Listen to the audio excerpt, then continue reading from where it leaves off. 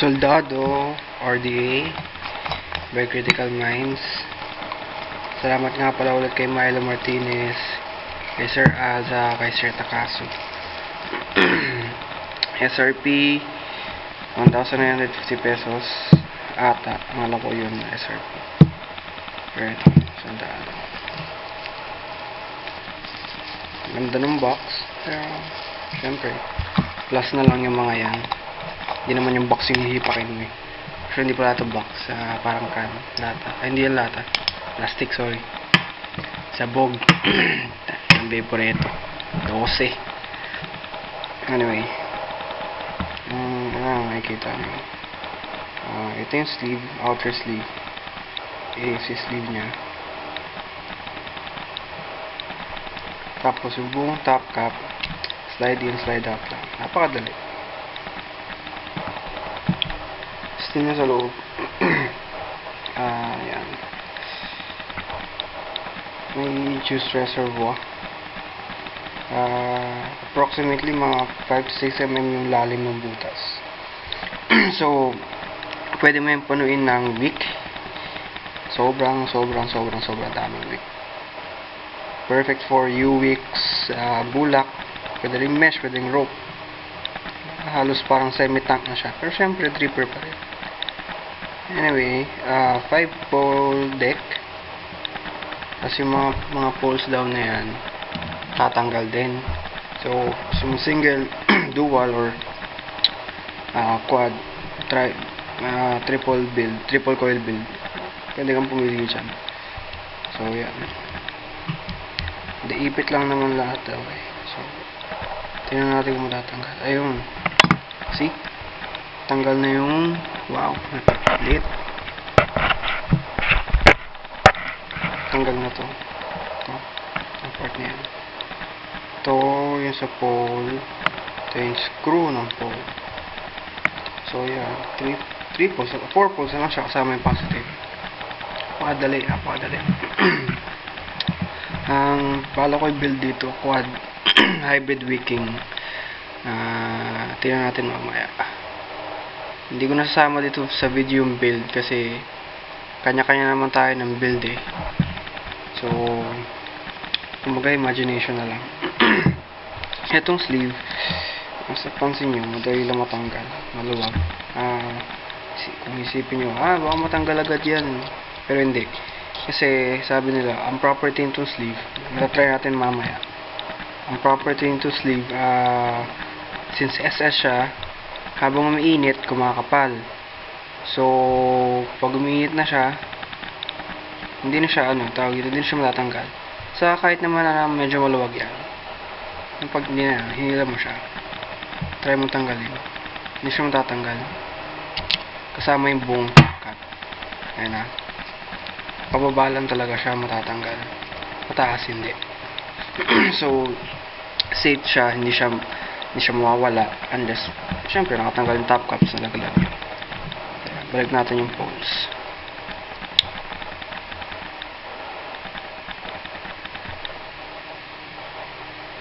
Pole lang pala, sorry. Poles tuloy. Yan. Tapos 510 positive pin. Positive, tama connection. Ito, parang tingin ko allen to. Allen screw itong nasa ilalim ito.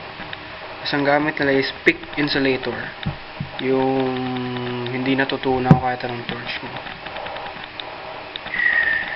Ganda. Tapos, any drip tip, kasha. 510 drip tips. Wave time drip tip. Ano pa bang drip tip ko dito? Wait lang. Ano natin ito? Well, kasha. For sure, kasha lahat.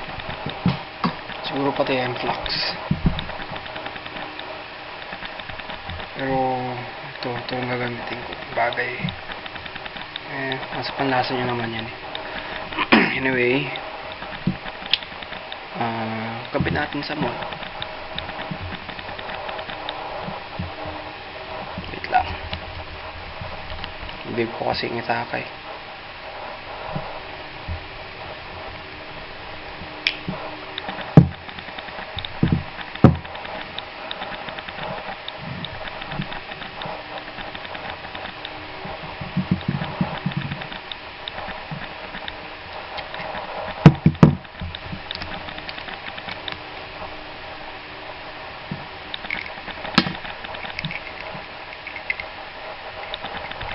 mm ate siya. So, swak na swak siya sa kahit anong 22mm na mod.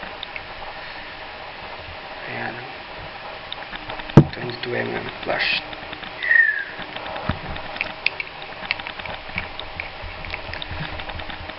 Oops.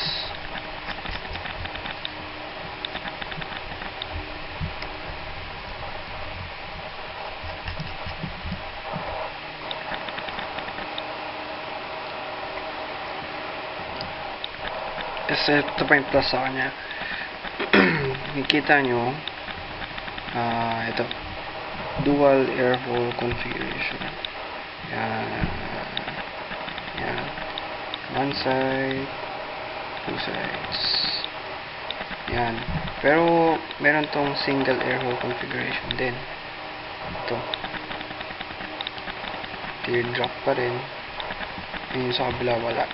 Ito yung close. Yan. So, tatlong teardrop yan. Yung isa, para sa single airflow configuration. 1, 2, 3. Okay. So, ito. Yung iba, sabihin na, ayoko Muslim. Gusto ko tong airflow na to. Kaso kasi, mas gusto ko yung medyo tight drag. Dahil sa emo. Ayun. Naging tight na yung drag ko. Anyway. Ito. Nakikita nyo yan. Hindi ko nakikita. Ito, nakikita nyo yan. Ito yung poles. Ito yung air hole. Ito yung poles. Air hole. So, nandiyan nakalagay yung coil mo. Ito yung air hole. So, hindi mo na kailangan magdagdag pa ng butas. Kasi yung dalawang coil mo, saktong-saktong nahanginan nitong air hole na to. Unlike sa ibang tripolati na yung dalawang holes nila, pang dual coil lang talaga. So, ibang coils, hindi nahanginan, therefore, mas mainit yung vapor, mas makati yung throat hit, lahat-lahat. So, katulad ng sinasabi ko kanina, hindi mo siya malalagay po yan to. Dito lang talaga. Ito lang yung way na may lalagay mo siya. Slide on lock. Try mo, anong subok mo, balik tayo mo, hindi talaga. Ay, pwede. Ayan, well, pwede, pero, tinang, balik that. Hindi mo gagamit yung air hole. Wala kang air hole. Hyper vapor. Ayan, ayaw dito. Talagang dito lang. Anyway, balik tayo mamaya para sa vapor production sa flavor review. Build ko lang to. Focus.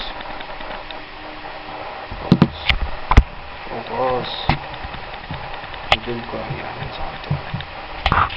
Mamaya after a few minutes tapos na ako mag-build. Ito. Kita mo. Oops. 0.6 ohms quad coils. MNK battery. Lagyan ko ng bulak. Lagyan ko ng wick. Tapos balik tayo sa vapor. Soldado quad coil. Ayun ang quad coil.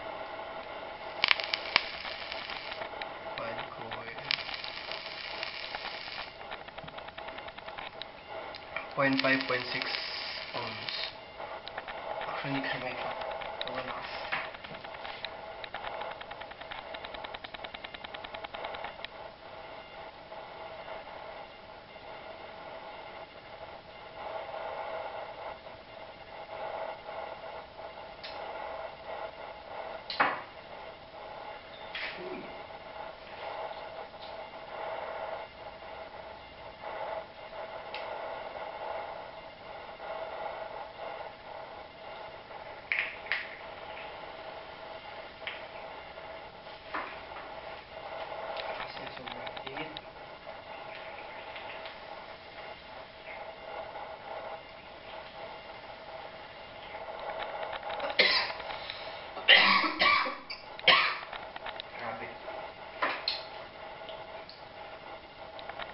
milligrams na Nick na ubo ko.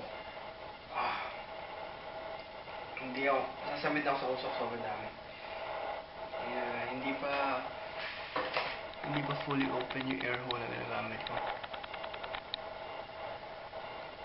Lakas tayo, lakas.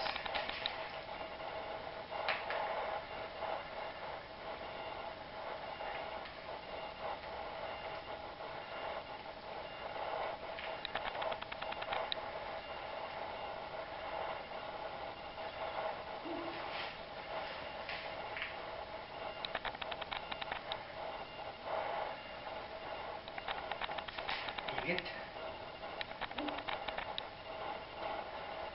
Stop na ako. Quad coil. Hindi to usual vape ko. Siguro babalik ko to sa dual coil.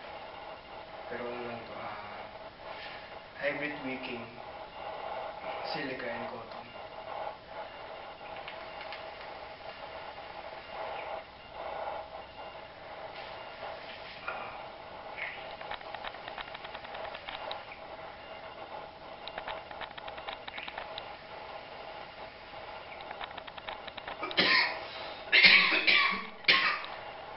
Halos parang sa is-vape mo. Quad. Kasi, ang flavor-wise, dahil quad coil siya, unfair naman sa ibang ati na sabihin ko sobrang lasa niya. Pero, malasa siya kasi nga naka-quad coil. Plus, yung coil niya, medyo patagilid. So, umaabot yung coil dito sa bandang taas. So, talagang moist na moist, basang-basang vape.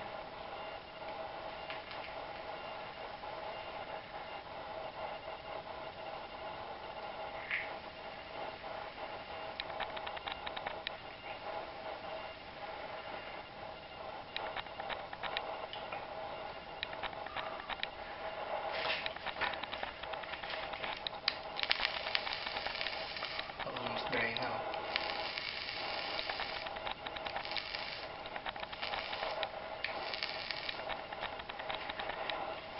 Mga around 1 mil yung buong dripper. Around 1 mil. Or dahil quad coil na siya. Ubus ka agad yung water.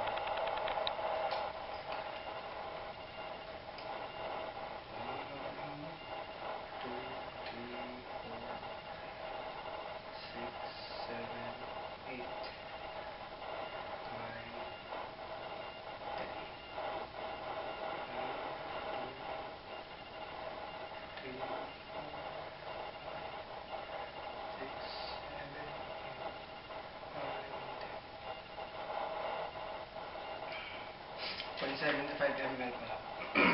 Kasi 1 ml yung buong dropper lang yun. Tayo, kaya ba?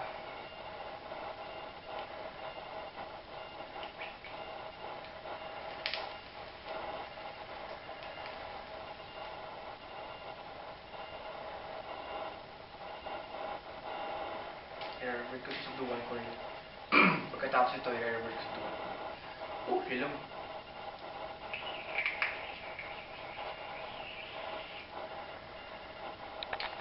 Init.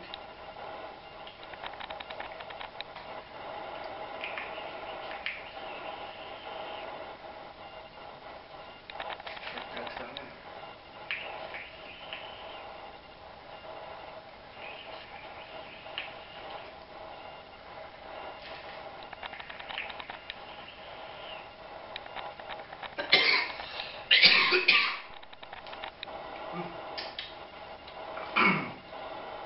Bagay na bagay sa mga vapor